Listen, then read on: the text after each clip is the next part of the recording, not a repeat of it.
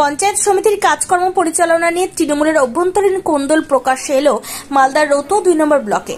তৃণমূল পরিচালিত রতুয়া 2 নম্বর পঞ্চায়েত সমিতির সভাপতির বিরুদ্ধে একাধিক অভিযোগ তুলে সরব হলেন তৃণমূলেরই পঞ্চায়েত সমিতির একাধিক কর্মাধ্যক্ষ।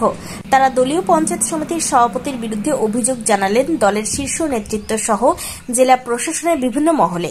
তবে শুধু তৃণমূলের পঞ্চায়েত সমিতির কর্মাধ্যক্ষরাই নন, তৃণমূলের পঞ্চায়েত সমিতির সভাপতির বিরুদ্ধে একাধিক অভিযোগ তুলে সরব হলেন রতুয়া 2 নম্বর পঞ্চায়েত সমিতির বিরোধী দলনেতাও।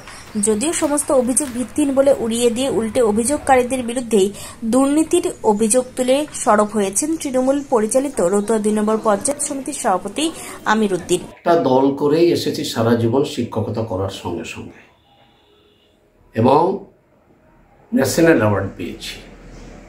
সোশ্যাল অ্যাক্টিভিস্ট হিসাবে এখানে বহু যথাযথ পরিচিত।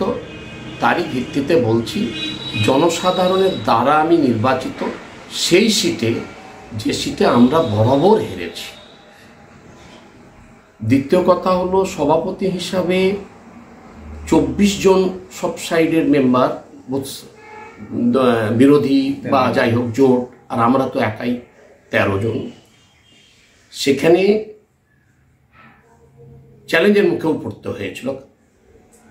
24-এর মধ্যে 22 জন আমাকে মেম্বার নির্বাচিত করেছেন, সেটা আপনারাও জানেন। পেন ডাউন যদি কোনো সময় হয়ে থাকে